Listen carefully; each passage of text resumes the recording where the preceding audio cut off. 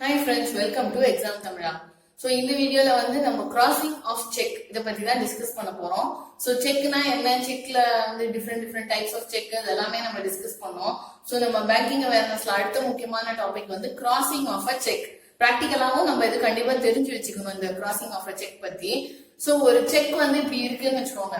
நம்ம என்ன பார்த்தோம் அப்படின்னா இந்த செக்குக்கு மேல இங்க ரெண்டு கோடு இருக்கு அப்படின்னாலே இது பேர் கிராஸ் செக் அப்படின்னு சொல்லுவோம் இல்லையா. சோ கிராஸ் செக்னா அதுக்கு என்ன அர்த்தம், இந்த செக்கை நம்ம போய் பேங்க்ல கொடுத்தா பணமா வாங்க முடியாது. சோ இந்த செக்கை வந்து கேஷா என்கேஷ் பண்ண முடியாது, அக்கௌண்ட்ல தான் போடணும். அதுதான் ஒரு கிராசிங்க்கு அர்த்தம். இப்ப டைப்ஸ் ஆஃப் கிராசிங் என்னன்னு நம்ம வந்து பார்க்கலாம். என்னன்னா இப்ப இந்த இடத்துல ரெண்டு கோடு இருக்கு இல்லையா, இந்த கோடை நான் வெறும் கோடு மட்டும் போடுறேன், வேற எதுவுமே போடல. இல்ல இந்த கோடு போட்டு இதுல அண்ட் கோ அப்படின்னு எழுதுறேன், இல்ல இப்படி ரெண்டு கோடு போட்டு ANDCO அப்படின்னு அண்ட் கோ அப்படின்னு சொல்லிட்டு எழுதுறேன்னு வச்சுக்கோங்க. இது எல்லாத்துக்கும் ஸ்பெஷலா ஒன்றும் டிஃபரன்ஸ் கிடையாது. அண்ட் கோ இந்த பிளாங்க் கிராசிங் இது எல்லாத்துக்குமே ஒரே மீனிங் தான். என்ன மீனிங் அப்படின்னா அக்கௌண்ட்ல போடணும், அவ்வளவுதான். சோ யார் பேர்ல இந்த செக் இருக்கோ அவங்களோட அக்கௌண்ட்ல போடணும். இல்ல கணேஷ் வந்து இப்ப என்டார்ஸ் பண்றாருன்னு வச்சுக்கோங்க. இப்ப இந்த செக் வந்து கணேஷ் பேர்ல இருக்கு, பார்த்திபன் தான் டிராயர், பார்த்திபன் வந்து கணேஷ்க்கு இஷ்யூ பண்ணிருக்காரு செக். சோ இந்த கணேஷ் தான் பேயிங். இப்ப இந்த கணேஷ் வந்து என்டார்ஸ் பண்றாரு செக்க அப்படின்னா கண்டிப்பா என்டார்ஸ் பண்ணலாம். கிராஸ் பண்ணிருந்தாலும் என்டார்ஸ் பண்ண முடியும், என்டார்ஸ் பண்ண முடியாதுன்னு கிடையாது. கிராஸ் பண்ணா கேஷா வாங்க முடியாது, அவ்வளவுதான், வேற எந்த ரெஸ்ட்ரிக்ஷனும் கிடையாது. சோ கிராஸ் பண்ணி இப்ப என்டார்ஸ் பண்றாரு. என்டார்ஸ்னா என்ன, கணேஷ் வந்து சொல்றாரு பே டு லோகேஷ் அப்படின்னு சொல்லி கணேஷ் வந்து சைன் பண்றாரு இந்த இடத்துல. ஓகேவா, இப்போ கணேஷ் வந்து லோகேஷ்க்கு பே பண்ண சொல்லி இன்ஸ்ட்ரக்ஷன் கொடுக்குறாரு. சோ லோகேஷ் வந்து லோகேஷ் பேங்க்ல போய் காசா வாங்க முடியாது, அதை லோகேஷோட அக்கௌண்ட்ல போடணும். சோ இந்த மாதிரி கிராசிங் பண்ணிருக்கு அப்படின்னாலே அக்கௌண்ட்ல போடணும். சோ இந்த கணேஷ் அக்கௌண்ட்ல போடணும், இல்ல கணேஷ் யாருக்கு இன்ஸ்ட்ரக்ஷன் கொடுக்குறாரோ அவரோட அக்கௌண்ட்ல போடணும், அவ்வளவுதான் இதோட அர்த்தம். சோ இது மூணுத்துக்கும் எதுவும் ஸ்பெஷல் டிஃபரன்ஸ் கிடையாது. அண்ட் கோன் எழுதினாலும் எந்த பிரச்சனையும் இல்ல, அண்ட் கோன் எழுதினாலும் எந்த பிரச்சனையும் இல்ல, இந்த மாதிரி வெறும் ரெண்டு கோடு போட்டாலும் பிரச்சனை இல்ல, அக்கௌண்ட்ல போடணும், அவ்வளவுதான் அதோட அர்த்தம்.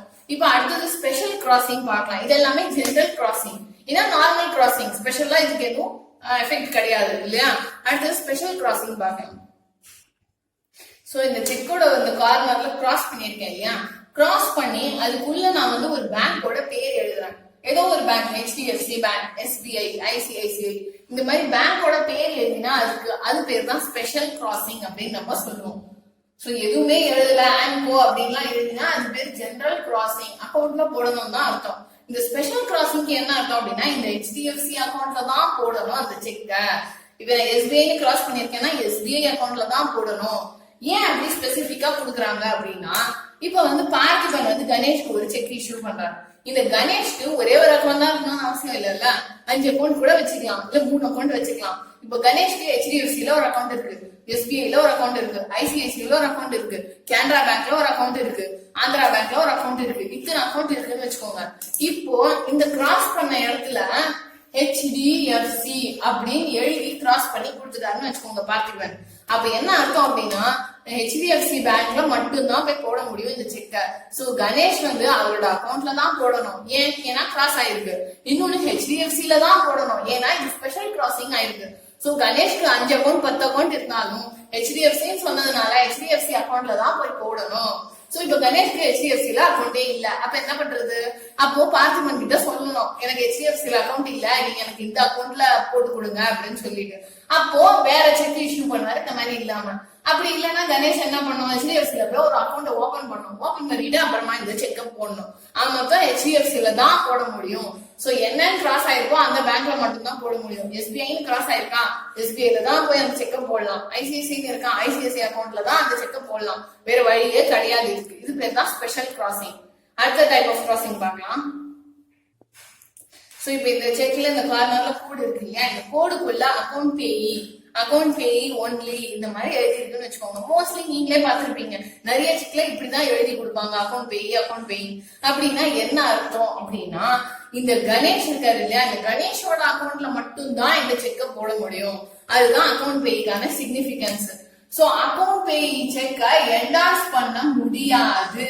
சோ கணேஷ் வந்து பின்னாடி பே டு லோகேஷ் அப்படின்னு எழுதி சைன் பண்ணி கொடுக்க முடியாது, கொடுத்தாலும் அது செல்லாது. அக்கௌண்ட் பேய் ஒன்லி அப்படின்னா இங்க யார் பேர் இருக்கோ அவங்க அக்கௌண்ட்ல மட்டும்தான் போட முடியும். சோ பார்த்திபன் வந்து என்ன ஆசைப்படுறாருன்னா கணேஷோட அக்கௌண்ட்டுக்கு தான் இந்த பணம் போய் சேரணும் அப்படின்னா அக்கௌண்ட் பேயின்னு எழுதி கொடுக்கணும். சோ இந்த செக் வந்து வேற யார் கைக்கு கிடைச்சாலுமே எந்த ஃப்ராடோ ஃபோர்ஜரியோ எதுவும் பண்ணவே முடியாது. ஏன்னா இப்ப இந்த செக் வந்து வேற யாரோ கைக்கு கிடைக்குதுன்னு வச்சுக்கோங்க, தொலைஞ்சு போயிடுச்சு செக். சோ இப்ப கணேஷோட சைனை வந்து ஃபோர்ஸ் பண்றாங்க அப்படின்னு சொல்லிட்டு போட்டு பே டு லோகேஷ் அப்படின்னு சொல்லிட்டு இந்த செக்க போய் லோகேஷோட அக்கௌண்ட்ல போட்டுக்க முடியாது. ஏன்னா அக்கௌண்ட் பேயிங் கொடுத்துருக்கேன், அப்ப இது கணேஷ் அக்கௌண்ட்ல மட்டும்தான் போக முடியும். சோ அதனாலதான் எல்லாரும் அக்கௌண்ட் பேயிங்கிறத ஸ்பெசிபிக்கா எழுதி கொடுக்கறது யூஸ்வலா. அதுதான் வந்து ரொம்ப சேஃப்டி, ரிஸ்க் வந்து ரொம்ப குறைச்சணும் அது. சோ இப்ப கணேஷோட அக்கௌண்ட்ல தான் போடணும் அப்படின்னா அக்கௌண்ட் பேயிங் எழுதி, இப்ப அதுலயும் அக்கௌண்ட் பேயிங் எழுதி நான் HDFC போட்டேன்னு வச்சுக்கோங்க, அந்த கணேஷோட அக்கௌண்ட்ல தான் போட முடியும், அதுவும் HDFC அக்கௌண்ட்ல மட்டும்தான் போட முடியும். சோ அது இன்னும் ஒரு அடிஷனல் செக்யூரிட்டி. சோ நமக்கு தெரியும்னு வச்சுக்கோங்க கணேஷ்க்கு HDFC தான் அக்கௌண்ட் இருக்குன்னு, அப்போ கண்டிப்பா இப்படிதான் கொடுக்கணும். இப்ப இதே செக் இன்னொரு கணேஷ் கைக்கு போறதுன்னு வச்சுக்கோங்க, கணேஷ் எத்தனை பேர் வேணா இருக்கலாம் இல்லையா? இப்ப நம்ம சென்னையில கணேஷ் எத்தனை பேர் இருப்பாங்க, 100 பேர் இருக்காங்கன்னு வச்சுக்கோங்க. இதே செக் வேற யாரோ ஒரு கணேஷோட கைக்கு போகுது அப்படின்னா அப்போ இந்த HDFC அக்கௌண்ட்ல கணேஷ்க்கு அக்கௌண்ட் இருக்கணும், இருந்தா மட்டும்தான் போட முடியும். சோ அது இன்னொரு அடிஷனல் செக்யூரிட்டி. இதை விட அடிஷனல் செக்யூரிட்டி என்ன அப்படின்னா, உங்களுக்கு கணேஷோட அக்கௌண்ட் நம்பர் தெரியுமா? தெரியும்னு வச்சுக்கோங்க, என்ன தெரியுமா பண்ணும், இந்த இடத்துல அந்த அக்கௌண்ட் நம்பரை எழுதிடணும். 1050257992 இப்படின்னு அக்கௌண்ட் நம்பர் இருக்குன்னு வச்சுக்கோங்க. இப்படி அக்கௌண்ட் நம்பரை நான் எழுதிட்டு இங்க HDFC எழுதிட்டு இங்க அக்கௌண்ட் பேயிங் எழுதிட்டேன்னு வச்சுக்கோங்க, HDFC account paying account number. So கணேஷோட HDFCயோட அக்கௌண்ட்ல இருக்கிற இந்த அக்கௌண்ட் நம்பருக்கு மட்டும்தான் பணம் போகும். சோ இதெல்லாம் அடிஷனல் லெவல் ஆஃப் செக்யூரிட்டி. நம்ம வந்து சேஃபா இருக்கிறதுக்காக நம்ம தியரிட்டிக்கலா பார்த்தோம் அப்படின்னா இந்த மாதிரி பின்னாடி எழுதி இதெல்லாம் டிரான்ஸ்பர் பண்ணலாம், இதெல்லாம் பண்ணலாம். ஆனா பட் நீங்க பிராக்டிக்கலா நீங்க பேங்க்ல போனீங்க அப்படின்னு வச்சுக்கோங்களேன், பிராக்டிக்கலா நம்ம பேங்க்ல போறோம், இதுதான் செக்கோட பேக் சைடுன்னு வச்சுக்கோங்க. பார்த்திபன் கணேஷ்க்கு இஷ்யூ பண்ணியிருக்காரு. இப்ப கணேஷ் வந்து பே டு லோகேஷ் அப்படின்னு சொல்லி சைன் பண்றாரு, லோகேஷ் வந்து பே டு கரண் அப்படின்னு எழுதி சைன் பண்றாரு. அடுத்தது கரண் வந்து பே டு கோகிலா அப்படின்னு எழுதி இங்க சைன் பண்றாரு அப்படின்னு சொல்லிட்டு. சோ இந்த மாதிரி நிறைய பேருக்கு எல்லாம் போகுதுன்னு வச்சுக்கோங்க. தியரிட்டிக்கலா இந்த மாதிரி எல்லாம் நடக்க வாய்ப்பு இருக்கு. நம்ம புக்ல நம்ம படிச்சா கண்டிப்பா எத்தனை பேருக்கு வேணா என்டார்ஸ் பண்ணலாம், இன்னொரு பேப்பர் அட்டாச் பண்ணி கூட என்டார்ஸ் பண்ணலாம் அப்படின்லாம் போட்டிருக்கும். பட் பிராக்டிக்கலா இப்படி எல்லாம் வந்ததுன்னா பேங்க்ல செக் வாங்க மாட்டாங்க. இப்ப கணேஷ் இருக்குன்னா கணேஷ் யாராவது ஒரு பர்சனுக்கு தான் என்டார்ஸ் பண்ணலாம். அப்பயுமே கணேஷோட சைனை வந்து நம்மளால செக் பண்ண முடியாது இல்லையா? இது கணேஷ் தான் சைன் பண்ணிருக்காரா இல்ல ஃபோர்ஜரி நடந்திருக்கா அப்படின்னு நம்மளால தெரியாது. சோ பேங்க்ல இந்த மாதிரி கேஸ் எல்லாம் யூஸ்வலா அவாய்ட் பண்ணிப்பாங்க. நீங்க யாருக்கா ஒருத்தருக்கு செக் கொடுக்குறீங்கன்னா அவங்க அக்கௌண்ட்ல தான் போகணும். சோ கணேஷ் கிட்ட என்ன சொல்லுவாங்கன்னா, நீங்க உங்க அக்கௌண்ட்ல போட்டுட்டு நீங்க ஒரு செக் கொடுத்துக்கோங்க லோகேஷ்க்கு அப்படிதான் சொல்லுவாங்க. சோ கணேஷ் வந்து கணேஷோட செக்க இன்னொரு செக்க கொடுக்கணும் லோகேஷ் அப்படின்னு பேரை போட்டு. சோ நம்ம தியரிட்டிக்கலா இந்த மாதிரி பார்க்கலாம், பட் பிராக்டிக்கலா அப்படிதான் நடக்கும். அடுத்தது நம்ம வந்து இன்னொரு டைப் ஆஃப் கிராசிங் பார்க்கலாம். நாட் நெகோஷியபிள் அப்படின்னு ஒரு கிராசிங் இருக்கு. இதுதான் ரொம்ப முக்கியமான கிராசிங். நிறைய பேருக்கு இதுல வந்து ரொம்ப கன்ஃபியூஷன் இருக்கும். இது என்னன்னு ரொம்ப கிளியரா பார்த்துடலாம். ஓகேவா?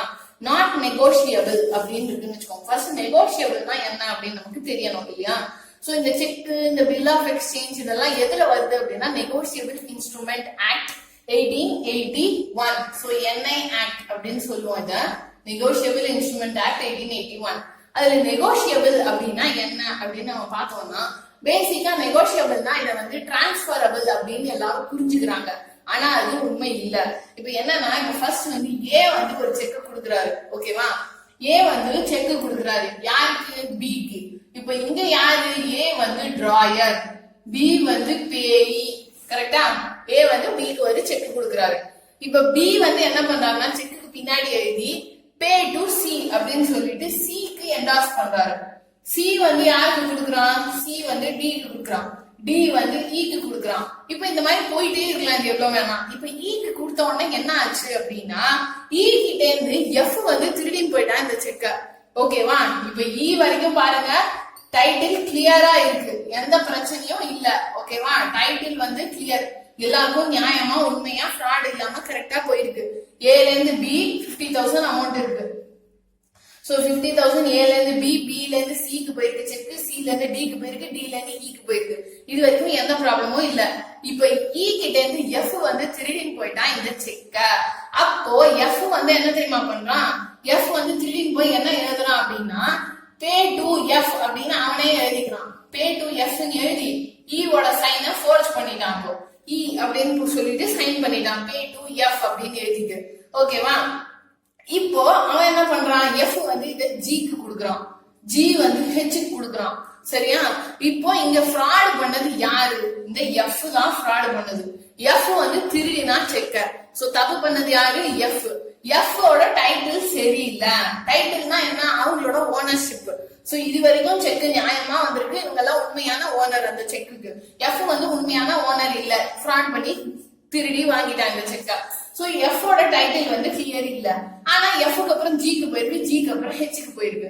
ஓகேவா, அவங்க எல்லாம் எந்த தப்பும் பண்ணல, அவங்க எல்லாம் எந்த தப்பும் பண்ணல. எஃப் கிட்ட செக்க வாங்கிருக்காங்க, அவ்வளவுதான். மத்தபடி எஃப் சீட்டிங் பண்ணது, ஃப்ராட் பண்ணது அவங்களுக்கு தெரியாது.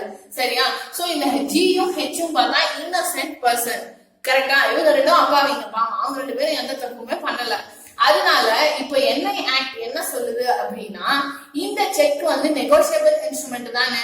அப்போ இந்த ஹெச் வந்து இப்ப இந்த செக்கை பிரசன்ட் பண்றான்னு வச்சுக்கோங்க பேங்க்ல.